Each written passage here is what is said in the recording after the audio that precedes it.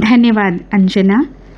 तो श्रोताओं, आज की मुख्य समाचारों में आसियान देशों के हितों को केंद्र में रख बनाएंगे हिंद प्रशांत नीति, कोरोना काल के सहयोग से प्रगाढ़ होंगे भारत आसियान संबंध, एफटीए में बदलाव को लेकर नहीं दिखाई कोई खास रुचि, जलवायु सम्मेलन में शिरकत करने पीएम मोदी हुए रवाना। इस दौरे के बारे में विदेश सचिव हर्ष श्रृंखला ने बताया, ग्लासगो में PM Modi British PM Johnson की अध्यक्षता में कुछ चयनित शीर्ष नेताओं की विशेष बैठक में हिस्सा लेंगे। बाद में वो ब्रिटेन और ऑस्ट्रेलिया के प्रधानमंत्रियों और दूसरे शीर्ष नेताओं के साथ मिलकर one sun one world one grid launch करेंगे। ये अंतर्राष्ट्रीय सोलर अलायंस के तहत होगा। आसियान की सालाना बैठक में पीएम नरेंद्र मोदी ने दिया आश्वासन, सभी तरह की कनेक्टिविटी को बेहतर बनाने पर हुआ विचार। G20 के वित्त और स्वास्थ्य मंत्रियों की बैठक में हिस्सा लेंगी सीतारमन। निर्यात में भारत का शानदार प्रदर्शन, चीन समेत G7 देशों को पछाड़ा। भारी आयात बिल के बावजूद नियंत्रण में चालू खाते का घाटा। वित्त वर्ष 2013 में चालू खाते का घाटा जीडीपी के 4.82% तक गया था। डॉलर के मुकाबले रुपए के मूल्य में नहीं होगी खास गिरावट और भारतीय वस्तुओं के निर्यात में 47% की हुई वृद्धि।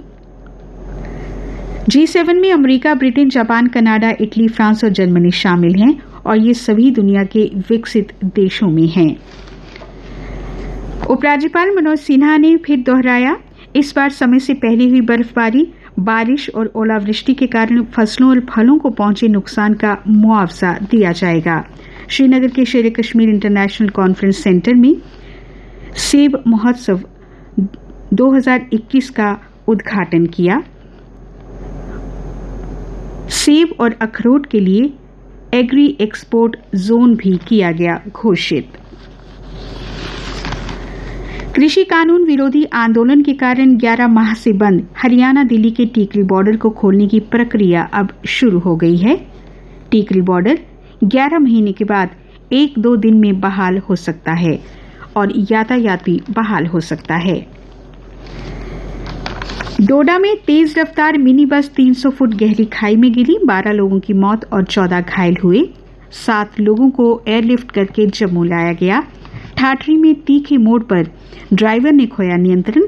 मृतकों में पिता, पुत्र और 3 महिलाएं शामिल, घायलों में 3 गंभीर हैं।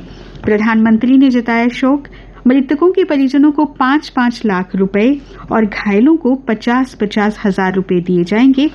केंद्रीय मंत्री डॉक्टर जितेंद्र सिंह और उपराज्यपाल मनोज सिन्हा इस हादसे पर दुखी हैं। डिविजनल कमिश्नर जम्मू ने मजिस्ट्रेट द्वारा जांच कराए जाने के आदेश भी दिए हैं। सुप्रीम कोर्ट ने नीट के नतीजे घोषित करने के लिए हरी झंडी दे दी है। कोर्ट ने नेशनल एग्जामिनेशन एजेंसी को मेडिकल डिग्री कोर्सेज के लिए परिणाम घोषित करने की अनुमति दी। सुप्रीम कोर्ट ने कहा, 2 छात्रों के लिए 16 लाख के परिणाम नहीं रोक सकते। सुप्रीम कोर्ट ने बॉम्बे हाई कोर्ट के परिणामों की घोषणा कर, इसे फिर से सुन लीजिए, सुप्रीम कोर्ट ने बॉम्बे हाई कोर्ट के परिणामों की घोषणा पर रोक के 20 अक्टूबर के आदेश को पलटकर ये आदेश किया है। जम्मू कश्मीर में भ्रष्टाचार में संलिप्त 8 और सरकारी कर्मचारियों को किया गया बर्खास्त। बर्खास्त किए गए कर्मियों में 4 JKAS ऑफिसर्स और 1 ब्लॉक मेडिकल ऑफिसर शामिल है। कईयों ने जुटाई थी परिवार के सदस्यों के नाम पर संपत्ति। कुछ अन्य समाचार। अमेरिका के विश्व प्रसिद्ध म्यूजियम के बोर्ड में शामिल हुई रिलायंस के मालिक मुकेश अंबानी की बेटी ईशा अंबानी।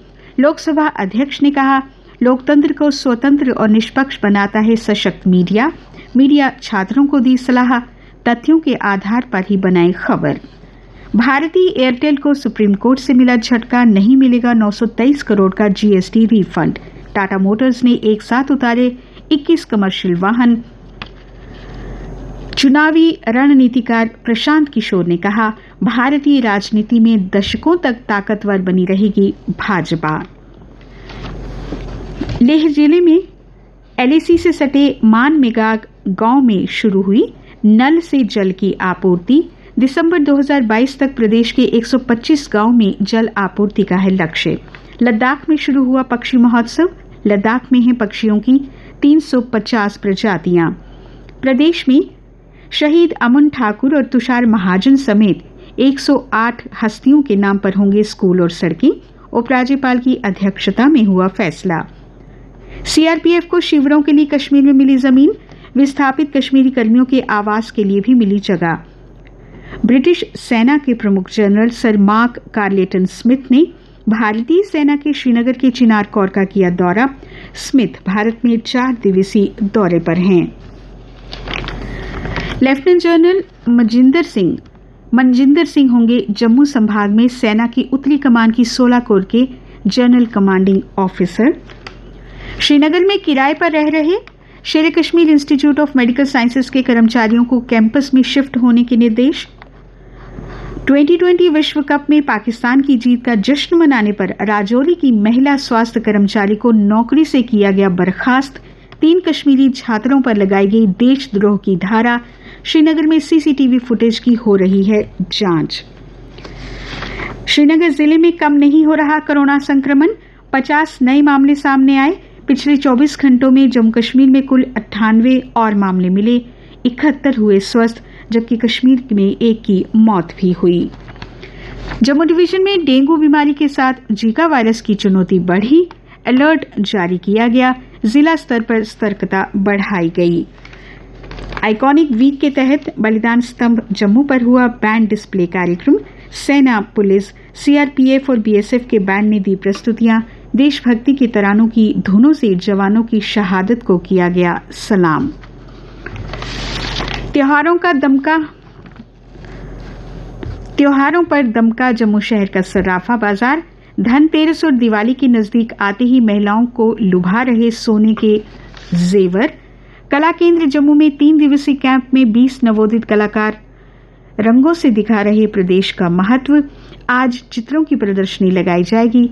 सर्वश्रेष्ठ कलाकारों को पुरस्कृत भी किया जाएगा। ITI जम्मू में रोजगार मेले में 300 छात्रों ने दिया इंटरव्यू।